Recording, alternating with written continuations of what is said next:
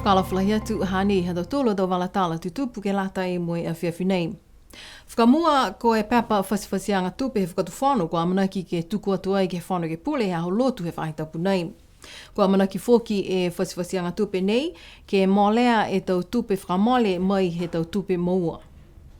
Pihia he whakailoa ai he palimia ko lilifu ko Tangilangi ke hana tau walatala ke lata moe tau tangata tohi moe whakapuloa tala he aho tuloto he whaitapu kamole. Pehe palimia koe kakano kua pihia ai e pepa tupe he tau nei, ha koe tau le kua ki hinga ngāo COVID hong fulumahiva, kua lauia ai e lalolangi mo e tau puhala moa tupe he whakatu whanu niwe. Nā ka i loa foki koe whiha e lewa tō liwa i ke tuanga whakamua. E ko whasiwhasianga tupe nei, moe tau fuafua tō nono ki mua i hanga mitaki. Lauia ni ke hadau tauru ai whai tupe nei mua mai, ha koe ngāo nei ke maha nei, COVID-19. Kai hayai e tau matanga hua lalahi. Kai nei whakamata patu mai tau moti whafu, ke la matai tonga ia e whakamaloroanga ke he wafu. Whakamoli foki e palimia ko amanaki foki ke tuku atu ke whanu ke pule e tau pepa tupe ke lata ia mo i tau matakau pisinisi he whakatu whanu. Ko amanaki ke tuku atu foki ke he whanu he aho lotu. Amanaki ke whalu tau seanga fōia ke he tuku whakalataha me pepa tupe lau lahi padu whanu. Si pia foki e pepa whakateitai, tau estimates, ke lata i mo i tau pisinisi e padu whanu. Koe mena mahuinga ke ngā hua whakalataha e tau whaahinga hua whakatu whanu mo i tau tangata whakapuloa mo i tuhi tala. Pihia e talahawanga he lilifu palimia ko Dalton Tangilangi ke he taha whakakoanga he aho whalaile he whahitau pue kamole ne kua whakahoko ai he whahi ngā hua whakapuloa. Koe tau whakakoanga nei kua whakatoka ai he whahi ngā hua whakapuloa ke lata ai mo i tau ngā hua whakapuloa ke ngā ngāo COVID hong fulumahiva. Tōlu lai aho ko amanaki ke whakahoko ai e te whakakoanga nei, koe aho whakamua ke lata mo i tau whahinga hua whakatu whanu. Koe aho ke uaki ke lata mo i tau matakau civil society mo i tau matakau mai whawhoi whakatu whanu, mo i koe aho whakahiku ke lata ai mo i tau pisinisi, mo i tau matakau pisinisi. Koe tau whakakoanga nei whakatupe ai he matakau Pacific Media Assistance Scheme he kautaha ABC whahe whakapuloa he whakatu whanu Australia. Ko awhangi ai he palimia e tau whakakoanga nei, mo pehea ia kua lata ke mailonga e tau puhala whakapuloa tala kua hako, mo ke muka e tau tangata ke mau e tau walatala hangau ia, ke he tau mana mahuinga kua tutupu ke motu, mo e tau ngahua he whakatu whanu.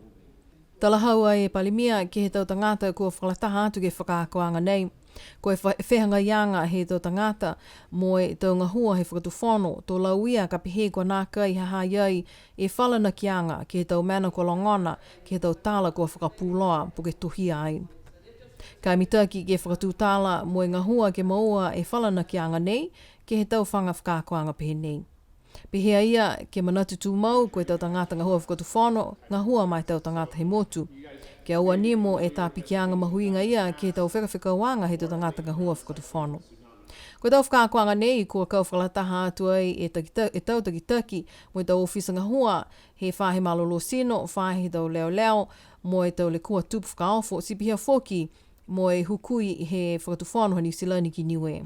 Kua whakamoli ai he whakatu whanu niwe e taha maweheanga whakafua koloa ne whahingoa ai koe Pacer Plus.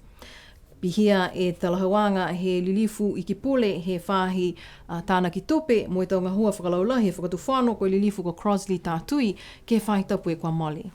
Ko maweheanga nei poto ia e tau motu he matakau kauwhalataha e tau motu Pasifika ko e Pacific Island Forum mo e tau motu ko Australia mo New Zealand. Ko e hongfulumataha e tau motu ko Sainia e maweheanga nei ke mga nei, ko niwe ko e motu ke fitu aki, ko talia ke he tau maweheanga nei, mo e whakatali atu ke he motu ke walu aki, ke talia to maeke ai ke whakangahua e maweheanga nei. Mai ke whoke he whaswhasenga tupe tunga ni whakisa te au, ke laumatai ia ke Fumification Unit me whalu he tau koloa mahuinga, ni whae whakaukaki to ngahua he mga honi he moito tū, ke maike ke whakawhanua tu ki New Zealand. Mo atu whoke he tau koloa he tau mutu whiwhine, tau koloa sia, me longa atu whoke he tau mena ni mamanake tau tū ke tausi. Tō maeke ai ke whai koloa fumigation, ke tā mase tau moko, ke talia ai e tau koloa tunga e hani, mo e tau talo, mo e tau koloa lalanga tufunga, ke tātua ai ke whakafua ke motu ko Nisilani. Tō muka ai e tau whikau pehe nei ka kamata whakangahua e maweheanga nei koe Pacer Plus. Koe hau lote whaitau ka mole ne tau se taha tau seanga ke he ofisa he whaifkakotama. Ke lata ia mo tau papa wangahau ni we ko to hia paua ki ai he tau whanau whakako he aonga pulote Pasifikatanga. Koe tau pepa fōu nei, koe tau ngahua he tau whanau whakaako ke he aonga pulote Pasifikatanga ke he whakaholoanga certificate he wangahau ni we. Toko hong fulu lalau tōlu he katoa, moe koe tau ke uākia nei ke he whakaholoanga whakaako halau tōlu. Kua whakalataha atu ke he tau seanga nei e ki pule he whai whakakotama ko lilifu ko Sauni tonga tole, pihia moe hukui komisena he whakatuwhanoa Nisilani ko Nigel Earls. Koe tau papa nei, tōlu lai tau weweheanga ke lata mo lau tōlu, ne koe kamata la ia ke tutou. Koe weweheanga ke uaki ke lata mo lau tōlu kua whai loanga ke tutou, moe weweheanga ke tōlu aki ke lata mo lau tōlu kua mahifi he tutou wangahau ni we.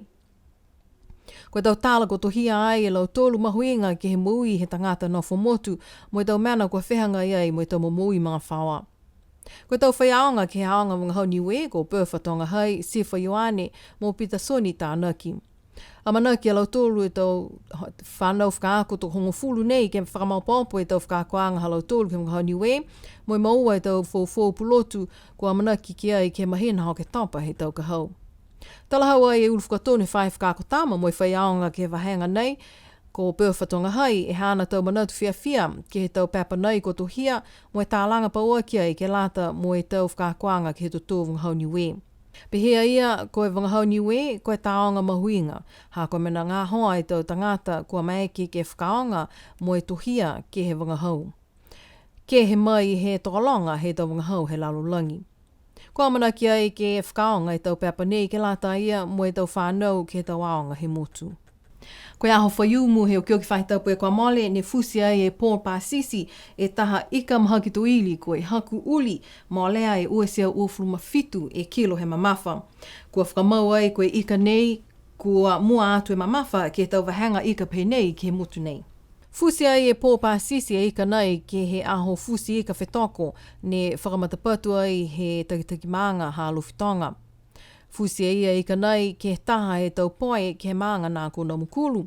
Talahaua Paul ki a BCN News ne whakaonga e ia ika wahakula mō pange haana si fusi e ika mahaki nei.